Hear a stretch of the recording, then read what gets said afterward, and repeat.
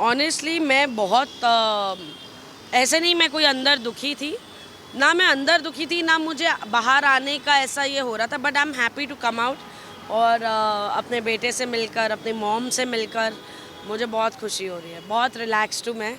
So sorry, यहाँ देखना है। तो हाँ हाँ, बिग बॉस में आदत थी ना कैमरा में नहीं देखना है।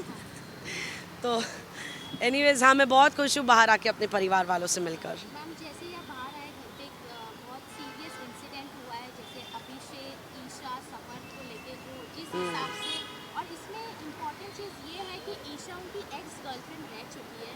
उन्होंने उनके साथ जो प्रोवोकिंग सिस्टम यस चालू किया, यस। मेंटल हेल्थ पे कितना मतलब उनको यू नो, केयर करना ऑनेस्टली ये बात मैंने कई मेरे निकलने के आई थिंक 2 हफ्ते पहले या कभी बोल दी थी, या उसके पहले ही, कि यार समर्थ और ईशा तुम कर क्या रहे हो, तुम जिस इंसान को पोक कर रहे हो उसकी एक्स गर्लफ्रेंड के लिए, ये क्यों भूल रहे हो कि वो तुम्हारी करंट गर्लफ्रेंड है और वो तुम ही हो, तो तुम अपने आप को ही उछाल रहे हो। तो उस पर समर्थ ने कहा अच्छा आप ईशा को इम्प्रेस करने की कोशिश कर रही हैं। तो मैंने कहा इम्प्रेस, मैंने कहा तुमको समझ में नहीं आ रहा है मैं क्या बोल रही हूँ, कि तुम अपनी करंट गर्लफ्रेंड का इस्तेमाल कर रहे हो एक दूसरे लड़के को पोक करने के लिए, जो तुम्हारी करंट गर्लफ्रेंड उसकी एक्स थी।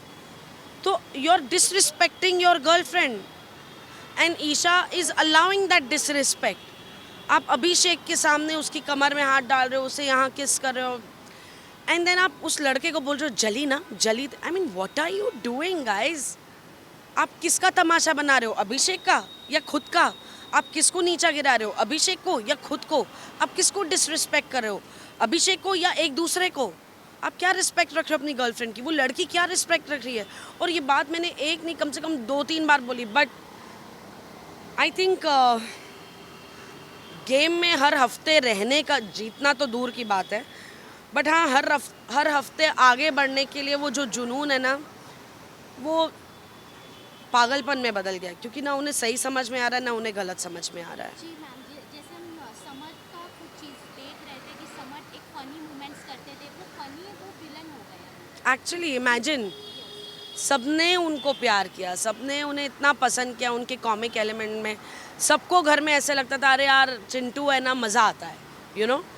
And I don't know what triggered that boy and he is just gone back to worse is all I will say. और एक नोक-झोंक हम देख रहे हैं या झगड़ा कह सकते हैं हस्बैंड वाइफ में, जैसे विक्की और अंकिता के अंकिता बीच के में। बीच में। उसमें क्या कहना है, क्योंकि मैम आप अंदर जाके रह के आए हैं, हम बाहर से देख रहे हैं। यार अब मैं अंदर जो थी, देखो मैं ना बहुत सिंपल हूँ, यस। मैं फेस वैल्यू पे आपको लेती हूँ, आप जो मुझे बोल रहे हैं ना मुझे लगता है यही आपका सच है। भैया इतनी माइंड गेम्स मुझे खेलनी होती तो अब मैं उन लोगों के बीच में होती, सबसे बड़ी बात। तो फेस वैल्यू पे जो मुझे मिल रहा है, बट बाहर आके जैसे आप लोगों से मैं मिली हूँ, इतने सारे मीडिया के लोगों से मिली हूँ, यार आप लोगों ने कोई पहली बार बिग बॉस या बिग बॉस के कंटेस्टेंट्स को कवर नहीं किया, आप इतने सालों से ये सब कर रहे हो, इतनी पर्सनैलिटीज से आप मिलते हो, it's a mind reading game even for the media people. So in the sense, the way things have gone, and the way आप लोगों ने कहा है कि it has been a strategy of be it pregnancy, be it Sushant Singh, be it fight between husband wife, तो I really hope कि ये सच ना हो, कि एक strategy point of view, and अगर ये strategy है तो again what can I say, to be in the game it's stooping too लो।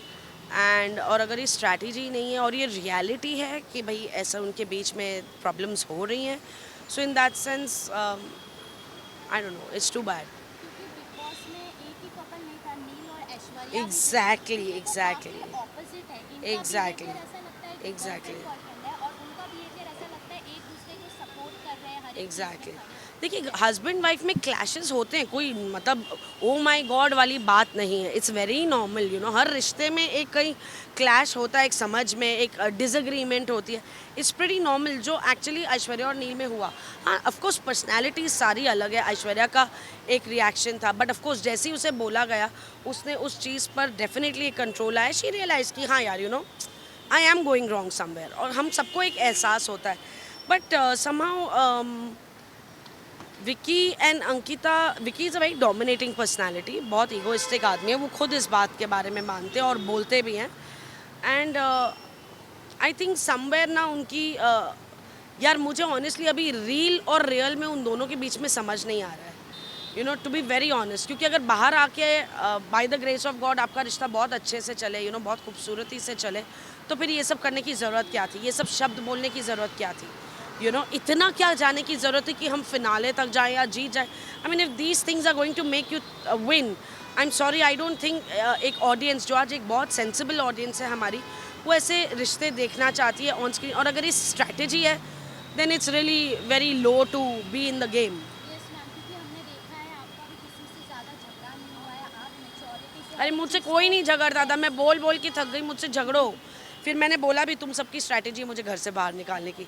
तो कभी ऐसा हुआ एक आध बार जब मैंने कहा यार मैं भी मुद्दा बनाऊंगी, तो अभिषेक की टी शर्ट पड़ी थी जो 2 दिन से पड़ी थी और मुझे पता था। तो मैं गई, क्या किसकी टी शर्ट है? अभिषेक, ये तेरी टी शर्ट है, और जाके उसके ऊपर फेंकी। और ऐसे वो देख रहा है मुझे और हंसने लगा, क्या कर रहे हो आप, बैठ जाओ कॉफ़ी पियो, क्या ये कर रहे हो, आपसे नहीं होगा। और मेरी भी हंसी छूट गई, मैंने कहा यार तुम लोग ऐसा नहीं कर सकते, मुझे भी थोड़ा गुस्सा होना पड़ेगा। So these guys never use to fight with me. और क्या है, अब सीधी सी बात है, किसी को कुछ होता था, किसी को कोई बात करनी होती थी, तो बहुत प्यार से बैठ के एक समझदार इंसान की तरह, चाहे फिर वो ईशा ही क्यों ना हो, यू नो, जैसे वो पोहे में टमाटर डलेगा कि नहीं डलेगा पे जो 2 घंटे की लड़ाई हुई, तो बाद में ईशा आई और उसने बोला रिंकू जी आपको क्या लगता है मैंने गलत किया? मैंने कहा ऑनेस्टली बोलूँ, हाँ तूने गलत किया। मैंने कहा तुझे पता है पोहा कैसे बनता है? नहीं। मैंने कहा तू समझ तो ले कैसे बनता है, फिर तेरे को अपने आप लगेगा। तो जैसे ही मैंने बताया भाई ऐसे ऐसे बनता है, अच्छा फिर तो क्या प्रॉब्लम थी, मैं तू ही प्रॉब्लम खड़ी करके। So you know what I mean to say, चाहे वो विक्की था, चाहे वो अंकिता थी, चाहे वो ईशा थी, the youngest one of the lot, Munawar, Abhishek, Neil, Aishwarya, Jigna ji, जितने भी नाम आप ले लो, नावेद, अरुण जी, अनुराग के साथ मेरा बॉन्ड बना towards the end of it. जितने भी लोग थे सबके साथ मेरा इतना अच्छा बॉन्ड बना, क्योंकि बात वही है कि आप क्या बोलते हो डज नॉट मैटर, आप कैसे बात करते हो मैटर्स। अब मैं आके बोलूँ अबे विक्की, तो विक्की भी मुझसे ऐसे बात करेगा। लेकिन अगर मैं बोलूँ विक्की मुझे तुमसे बात करनी है, ज़रा हम बैठ सकते हैं, तो विक्की भी उस टोन में बात करेगा। तो मैंने सबसे ऐसे बात की और सबने ऐसे मुझसे बात की, तो मेरा बॉन्ड सबके साथ था। तो किसी ने कभी मुझसे, एक्सेप्ट वो चिंटू जो एक पॉइंट पे आके काफ़ी उसने लाइन क्रॉस की, और मैंने उसे बोला भी, मैंने कहा तुम बहुत बदतमीज़ी कर रहे हो, मैंने कहा अपनी हद में रहो। और हाँ, मैं एक पॉइंट पे आके ये भी बोला, मैंने कहा उल्टे हाथ का खींच दूँगी, क्योंकि वो बिल्कुल मेरे बेटे की एज का है। थैंक गॉड मेरा बेटा एक यू नो रत्ती भर भी उस जैसा नहीं है, बट खुदा ना खासा अगर मेरे बेटे ने ऐसे बिहेव किया होता तो he would have been rest assured कि मेरी माँ उल्टे हाथ का खींच के दे देगी।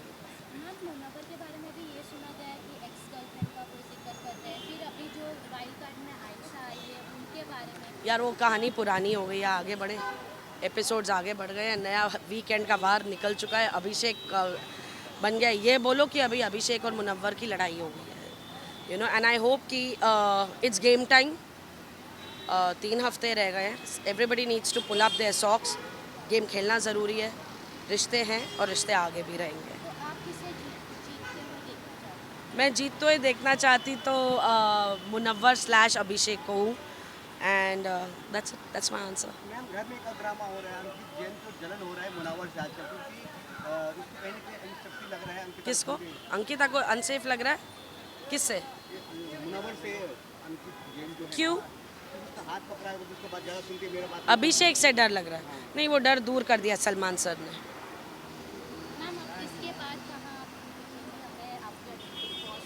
आ, आपके फैंस हैं जो अभी वापस आपसे कनेक्ट हुए हैं। बिल्कुल, और मैं अभी बातें चल रही हैं, अभी मैं आई हूँ। ऑनेस्टली मेरा तो अब तक बिग बॉस का जेट लैग ही नहीं ख़त्म हुआ है, ना वक्त का अंदाज़ा बनता है, रात को नींद नहीं आती, दिन में नींद आ रही है, अजीब सा माहौल हो गया। तो एक्चुअली इस समय मैं घर जा रही थी और मुझे ऐसे गाड़ी चलाते समय नींद आ रही थी, मैंने कहा यार एक कॉफ़ी ग्रैब करती हूँ और फिर निकलती हूँ ताकि जग जाए, क्योंकि वहाँ पे जगने का एक ही था, ब्लैक कॉफ़ी, तो हम वही पीते रहते थे जगे रहने के लिए।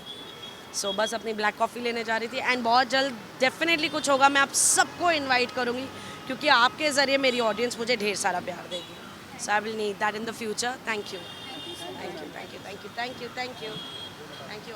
कैसे हो? काफ़ी अच्छे खेले आपने, मैं जितना भी वाइट ले रहे हैं, मतलब किसी के अगेंस्ट नहीं, मतलब मिडिल एक कैप्टन की तरह, मतलब सब।